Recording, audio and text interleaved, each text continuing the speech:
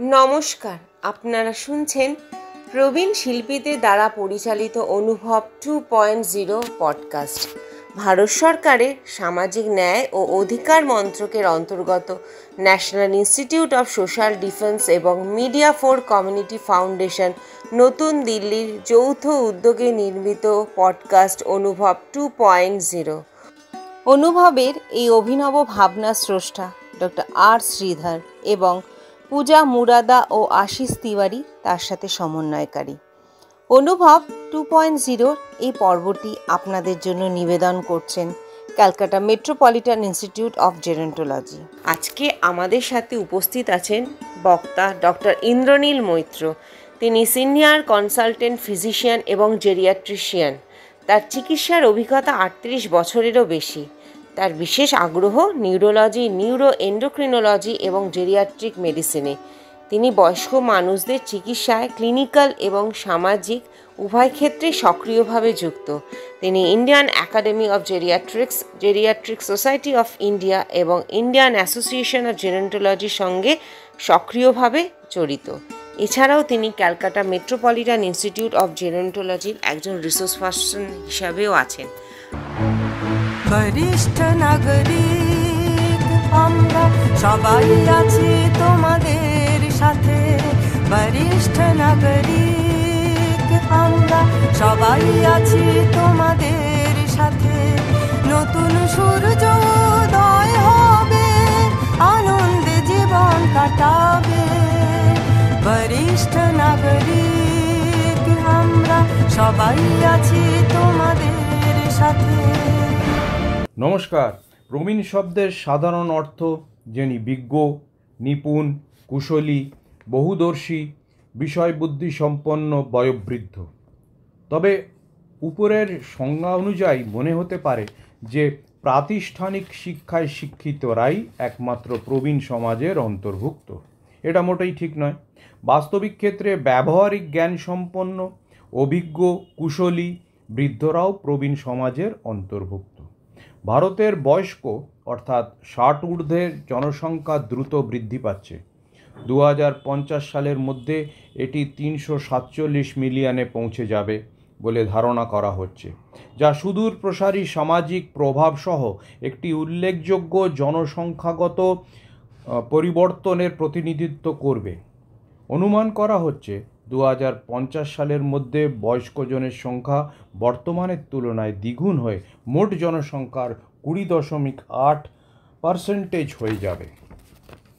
বয়স্কদের গড় আয়ুষ্কাল কিন্তু 70 বছর পর্যন্ত বৃদ্ধি পেয়েছে, কিন্তু সুস্থ আয়ুষ্কাল পিছিয়ে পড়েছে। এই পরিস্থিতিতে আমরা কিছুটা চিন্তিত এবং তার সাথে চ্যালেঞ্জের সম্মুখীনও হচ্ছি। যেমন প্রথমত, বয়স্কের জনসংখ্যা একটি উল্লেখযোগ্য অংশ, প্রায় 40%-রও বেশি দারিদ্র্যসীমার নিচে রয়েছে।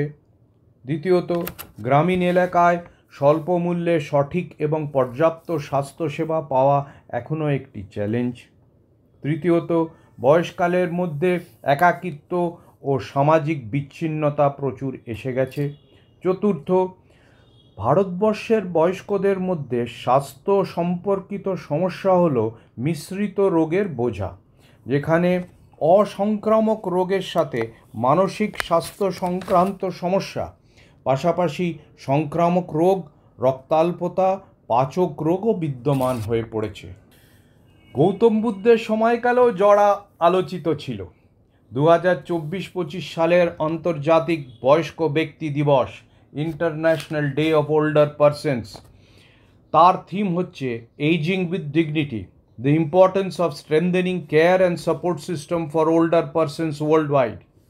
যদিও বয়স্ক কথাটির সাথে বার্ধক্যজনিত রোগ কথাটি ওতপ্রোতভাবে জড়িত, তবুও স্বাভাবিক বার্ধক্য এবং রোগাক্রান্ত বার্ধক্য সম্পূর্ণ আলাদা। স্বাভাবিক বার্ধক্যর সাথে সাথে যে শারীরিক পরিবর্তন আসে সেগুলো ব্যাধি নয়। আমরা সবাই বৃদ্ধ হওয়ার সাথে সাথে বদলে যাই। কিছু সিস্টেমের গতি ধীর হয়, আর কিছু সিস্টেম তাদের সূক্ষ্মতা হারিয়ে ফেলে। বেশিরভাগ মানুষের ত্বক, চুল এবং সংযোগকারী টিস্যুর অবস্থা সম্মিলিতভাবে বয়সের চূড়ান্ত সূচককে সূচিত করে। এই সময় ত্বকের নিচের যে চর্বি সেটি হ্রাস পায়, ফলে ঠান্ডা থেকে শরীরের নিরোধক ক্ষমতা কমে যায়। এর জন্যে চামড়া কুঁচকে যায়, বাহ্যিক রূপ নষ্ট হয়ে যায়। ঘাম গ্রন্থিগুলো কার্যকারিতা হ্রাসের ফলে ত্বক শুষ্ক হয়ে যায়। পুরুষের মাথার চুল কমে যায় এবং কপাল চওড়া হয়। মহিলাদের চুল পাতলা হয়ে যায়। বাকি কেশ রঞ্জক কোষগুলো অর্থাৎ পিগমেন্ট সেলগুলো হ্রাসের দরুন ধূসর হয়। এই সময় হাড় এবং পেশির ভর কমে যাওয়ার দরুন অস্টিওপোরোসিস ও সার্কোপিনিয়া দেখা যায়। পেশি ও চর্বির অনুপাত কমে যায়, তার ফলে ব্যথা, বর্ধিত ক্লান্তি, পড়ে যাওয়ার প্রবণতা আবার বেড়ে যায়। আসি পাচকতন্ত্রে। পাচকতন্ত্রের রস নিঃসরণ ও গতিশীলতা কমে যাওয়ার দরুন পাচক্রিয়া ব্যাহত হয় এবং কোষ্ঠকাঠিন্য দেখা যায়।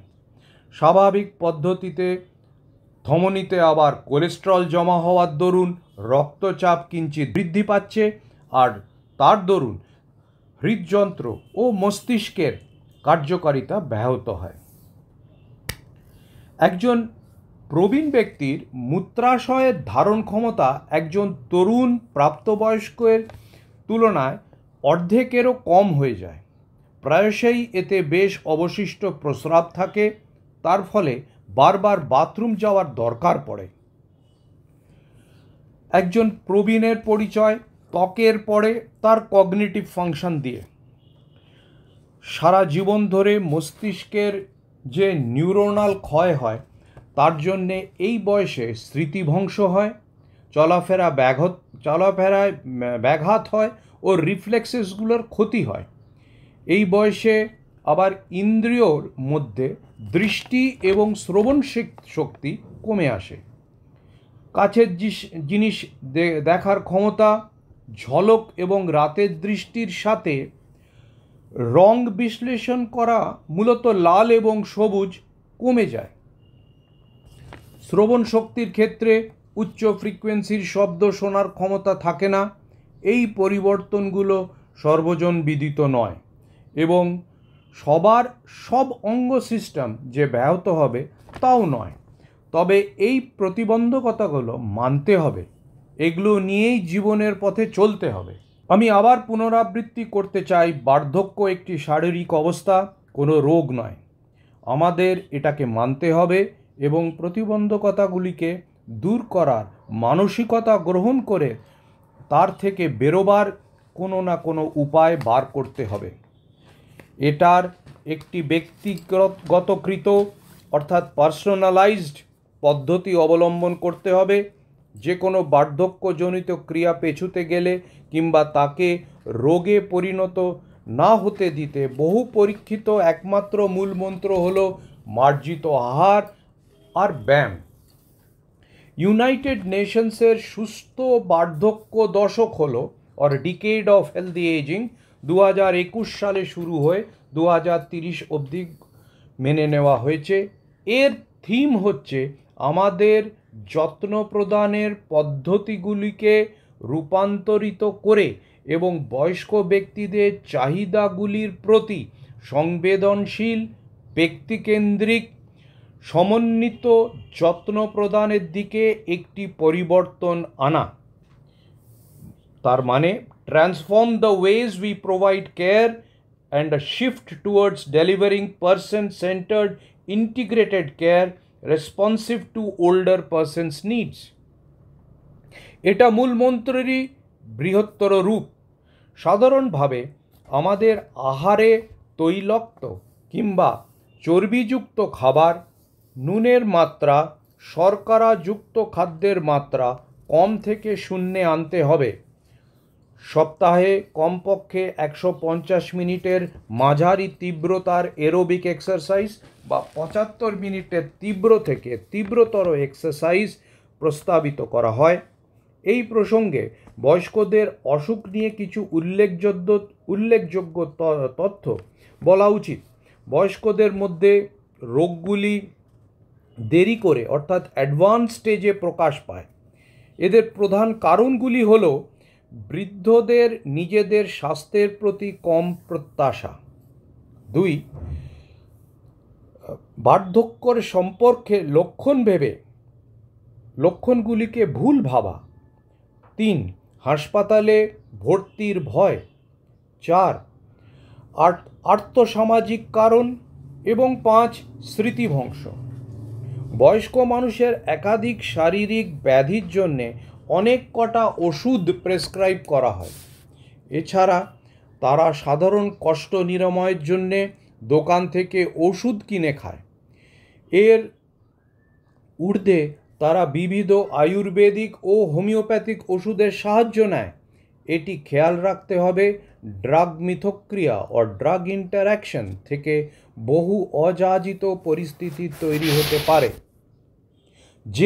যে পদ্ধতি চিকিৎসা গ্রহণ করুক না কেন, বয়স্ক ব্যক্তিরা যেন ডাক্তার প্রেসক্রাইবড ওষুধ খান। এই অবস্থায় এসে আমার কিছু অভিজ্ঞতার কথা বলি। কিছু কমন অসুখ আজকাল সমাজে সবাই ভোগ করছেন, তার মধ্যে একটি হচ্ছে ডায়াবেটিস। অনেকেই ডায়াবেটিসের জন্যে ইনসুলিন নিতে বাধ্য হন। অনেকেরই নিজের নেয় ইনসুলিন সিরিঞ্জ এবং নিডেল দিয়ে। পেন দিয়ে নিলে এই অসুবিধাটা অনেকটা পার করা যায়, কেন ডায়াল করা সহজ।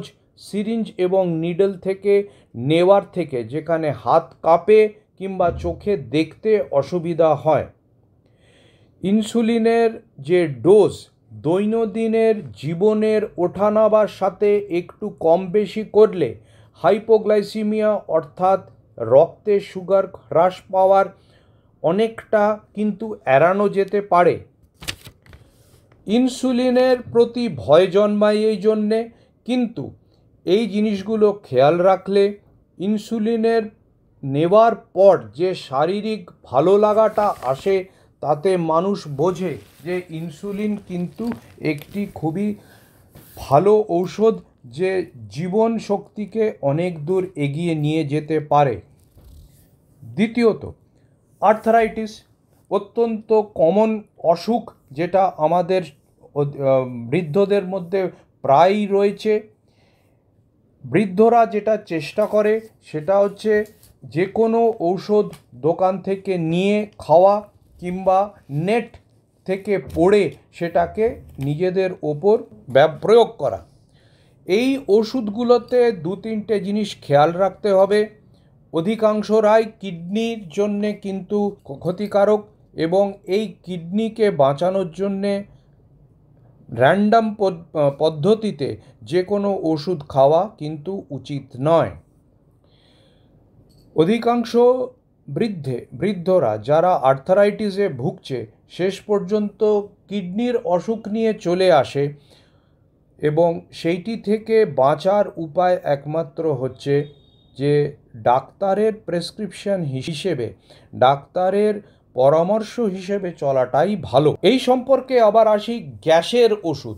গ্যাস কিংবা যেটা আমরা পেটের অসুবিধা হিসেবে ব্যাখ্যা করি, তার জন্যে ওষুধ মানুষে ওভার দ্য কাউন্টার, আজকাল এই টার্মিনোলজিটা এসেছে ওটিসি, ওভার দ্য কাউন্টার ওষুধ আমরা নিয়ে থাকি। অধিকাংশ এই গ্যাসের ওষুধগুলো মানুষে মাসের পর মাস খেয়ে যাচ্ছে, এটাতেও কিন্তু কিডনি এফেক্টেড হচ্ছে। আমাদের হাড়ের যে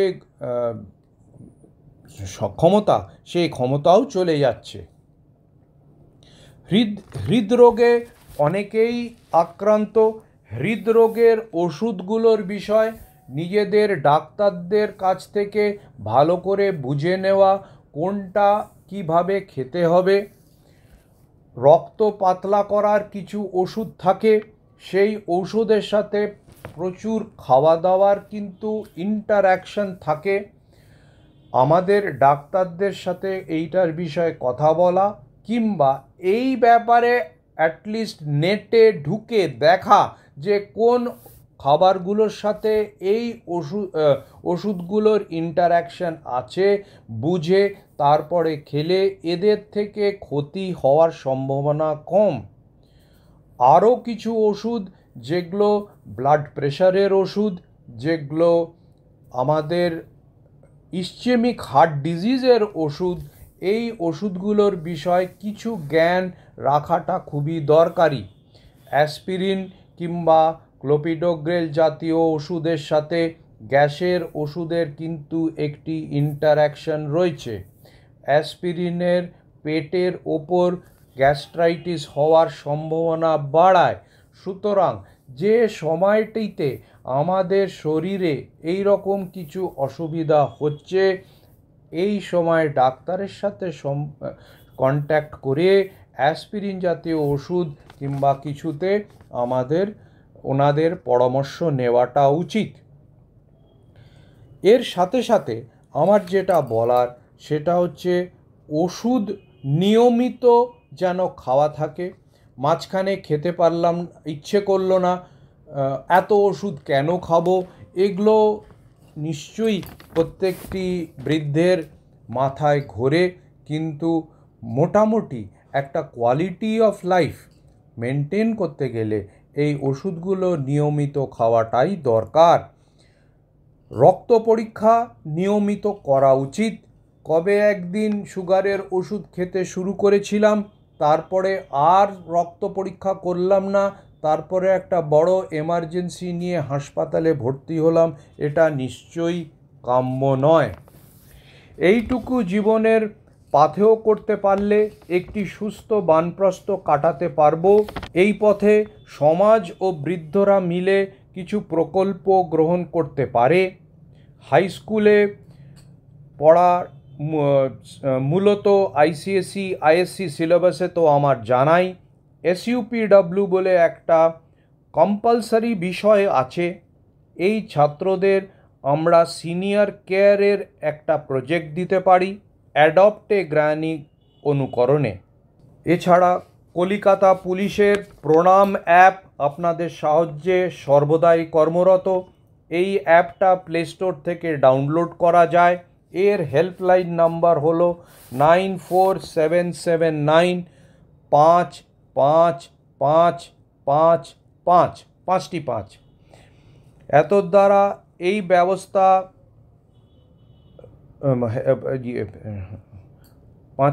এতর দ্বারা এই ব্যবস্থাতে আমরা যদি নাবি তাহলে আমাদের জীবনগুলোকে একটুখানি ভালোভাবে কাটাতে পারি।